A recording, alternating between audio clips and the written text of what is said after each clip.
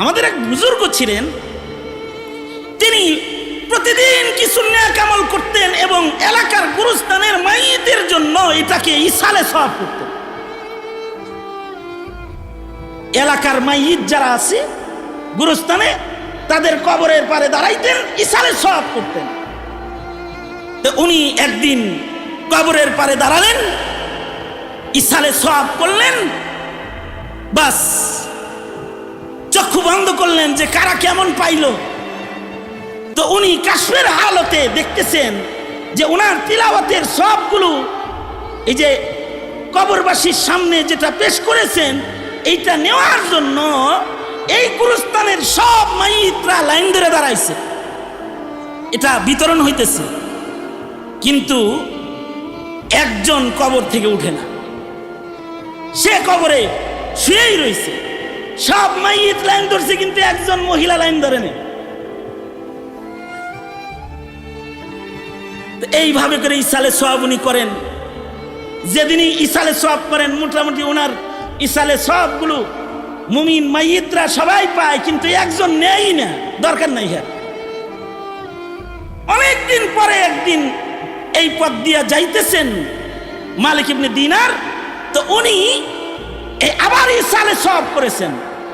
কাশফের হালতে দেখতেছেন যে আজকে কিন্তু নেকি নেওয়ার জন্য ওই যেই মহিলা এতদিন লাইনে দাঁড়ায় নাই, হেও লাইনে দাঁড়াইছে।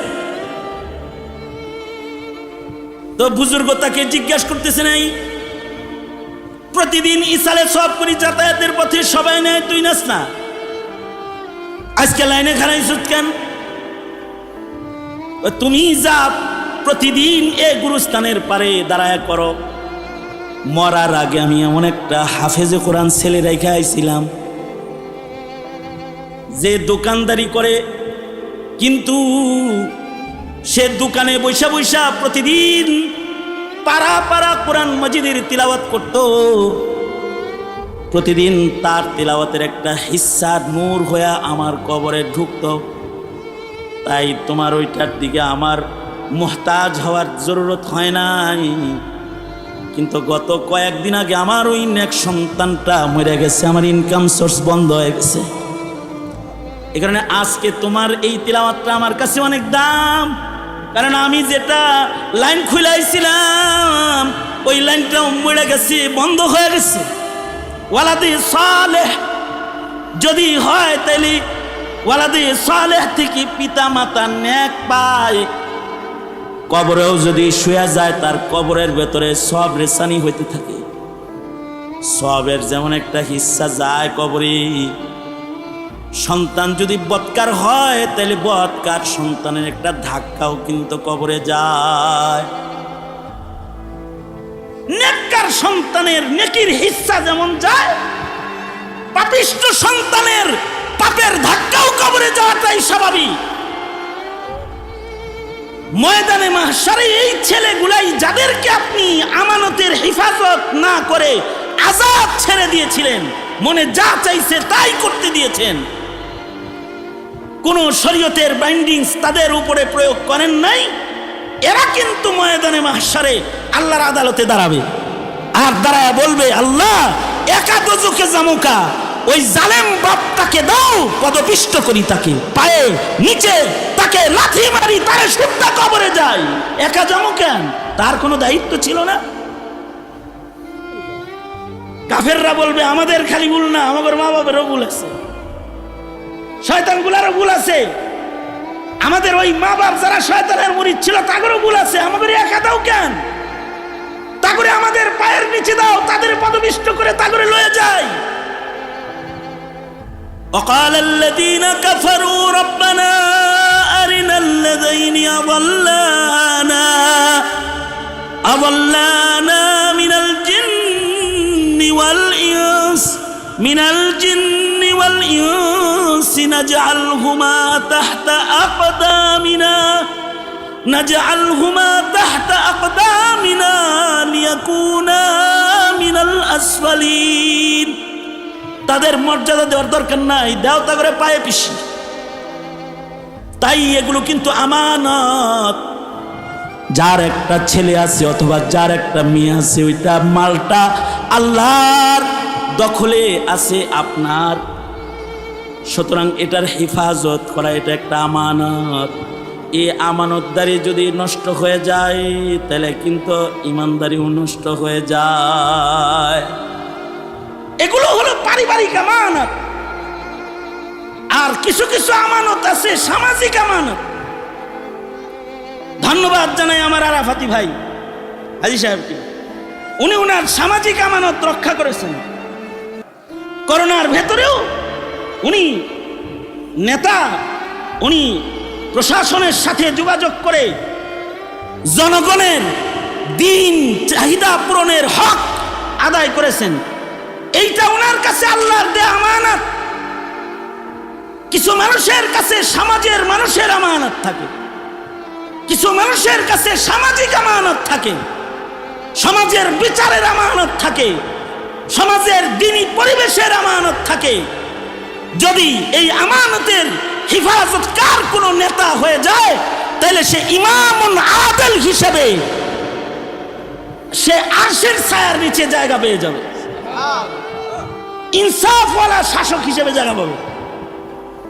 আর যদি খেয়ানত হয় তাহলে তার এই খেয়ানত তার বেঈমানির দালালত হয়ে যাবে, দলিল হয়ে যাবে।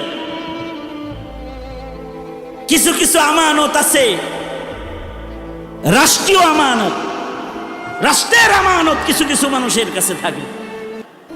যেমন রাষ্ট্রের পক্ষ থেকে প্রশাসন আছে, তাদের কাছে কিছু আমানত আছে, পুলিশ বাহিনীর কাছে কিছু আমানত আছে, র্যাব সদস্যের কাছে কিছু আমানত আছে। এভাবে বিচারপতির কাছে রাষ্ট্রের দেয়া কিছু আমানত আছে। রাষ্ট্রের গাড়ি, রাষ্ট্রের বাড়ি, রাষ্ট্রের সব ব্যবহার করে বড় চেয়ারটাতে বসায় দিয়েছে কিছু আমানতকে পাহারাদারি করার জন্য। যদি ওই আমানতগুলোর পাহারাদারি না হয় তাহলে বেঈমান হিসেবে আদালতে কিবরিয়াতে তার দাঁড়াইতে হবে। এগুলো হলো রাষ্ট্রীয় আমানত। রাষ্ট্রীয় আমানত এত ভয়ঙ্কর যে হযরত উমরের মতো খলিফাতুল মুসলিমিন রাতের বেলায় রাষ্ট্রের কাজ করতেছেন বাতি জ্বালায়া, ঠিক এমন সময় কেউ হযরত উমরের মুলাকাতে প্রবেশ করেছেন। হযরত উমর সাথে সাথে ফু দিয়া বাতি নিভাইয়া দিয়েছেন। মেহমান বলে, আজব মেজবান আপনি, এতক্ষণ বাতি জ্বলল আর আমি আইলাম আর বাতি নিভল, আমার কোনো দাম নাই। অথচ মেহমান মনে মনে ভাবতেছে যে মেহমানের তাজিম করে না ঈমান। আল্লাহর রাসূল বলেছেন, মান কানা ইউমিন বিল্লাহি ফালইউকরিম যায়ফাহু, যে আল্লাহর উপরে বিশ্বাস রাখে, ঈমান রাখে, সে যেন তার মেহমানের কদর করে। হাত্তা কে মেহমান যদি কাফেরও হয় তারও কদর করতে হয়।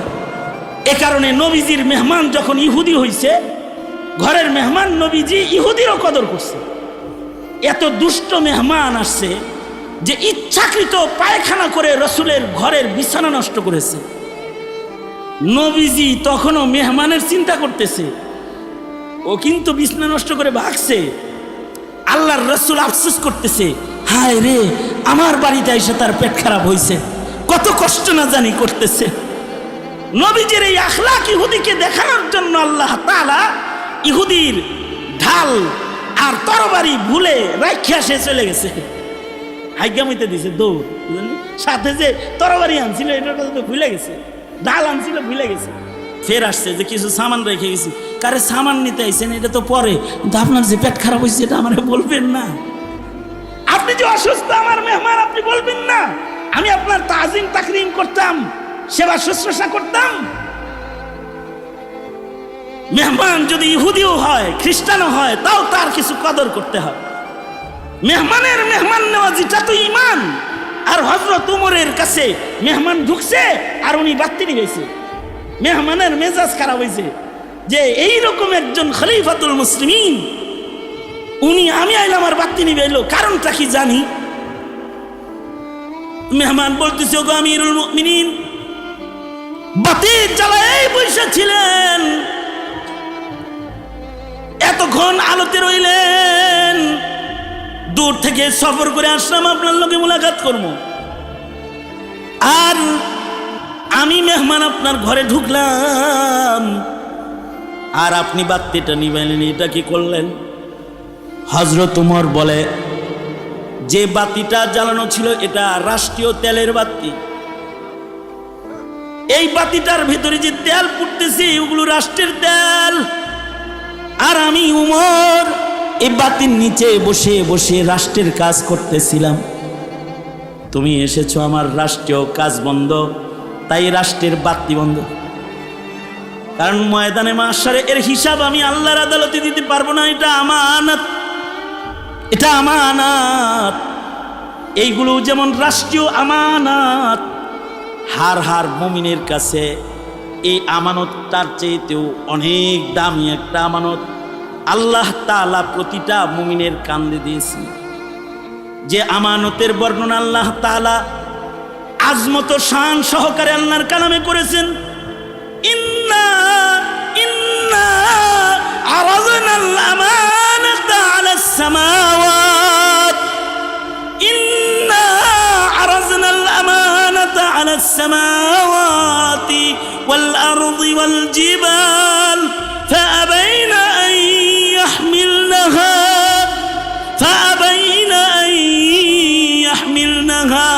وأشفقن منها وحملها الإنسان। একটা আমানত, যেটা আল্লাহর কাছে সবচেয়ে দামি আমানত, আল্লাহর পক্ষ থেকে মানব জাতির কাছে সবচেয়ে আজিম আমানত, যেই আমানতটা আল্লাহর কাছে সবচেয়ে মর্যাদার আমানত, সে আমানতটার নাম হলো কোরআন নামক আমানত। কোরআন এটা কালামুল্লাহ, আল্লাহর কালাম।